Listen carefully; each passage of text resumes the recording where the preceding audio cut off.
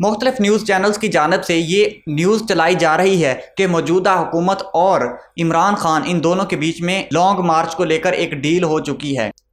बिस्मिल्लाहिर्रहमानिर्रहीम, अस्सलाम वालेकुम दोस्तों, क्या हाल चाल है। उम्मीद करता हूँ बिल्कुल खैरियत से होंगे और बिल्कुल ठीक होंगे। आप मेरा यूट्यूब चैनल सलाम पाकिस्तान देख रहे हैं और मैं आपका होस्ट समी चौधरी हूँ।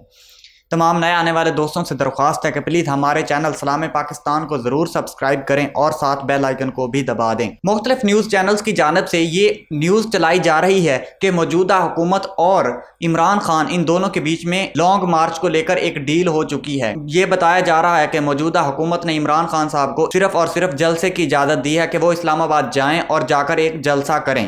उनको श्रीनगर हाईवे जो है वो वहाँ पर भी जलसे की इजाज़त नहीं दी गई।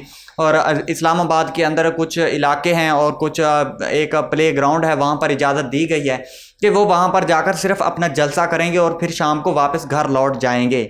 लेकिन दोस्तों, इमरान खान की जानिब से ये वाज़ेह तौर पर इसकी तरदीद कर दी गई है। इमरान खान साहब ने ये वाज़ेह तौर पर कह दिया है कि मौजूदा हुकूमत जो एक इम्पोर्टेड हुकूमत जो हम पर मुसल्लत की गई है, उनके दरमियान डील का तो सवाल ही पैदा नहीं होता। मौजूदा हुकूमत की जानिब से वज़ीर इत्तलात मरियम औरंगज़ेब ने यह वाज़ेह तौर पर कह दिया है, जो डंडे उठाए हुए हैं, जो इमरानी फितना, इनके साथ तो डील हमारी हो ही नहीं सकती। किसी सूरत सवाल ही पैदा नहीं होता कि हम इनके साथ कोई डील करें।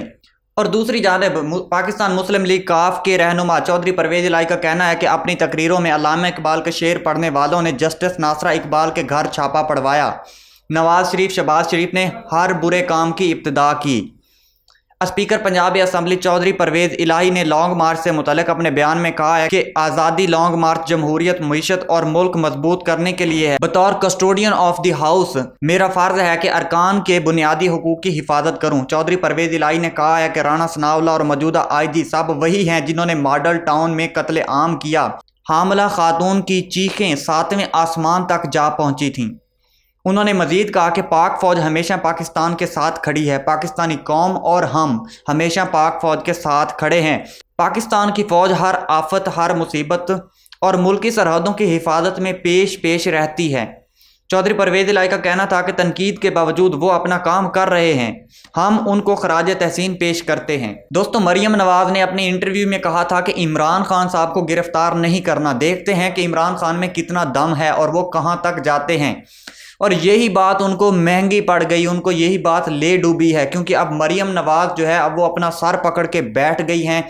वो रोने तक पहुंच चुकी हैं क्योंकि अब इमरान खान साहब उनके लिए सरदर्द बन चुका है। पहले मौजूदा हुकूमत ने एक झूठी खबर चलवाई चैनल्स के ज़रिए कि इमरान खान के साथ हुकूमत की डील हो गई है, लेकिन इमरान खान ने वाज़े तौर पर तरदीद कर दी और इसका असर उल्टा हुकूमत पर ही बुरा पड़ा, क्योंकि आवाम जो थी वो पुरजोर हो गई,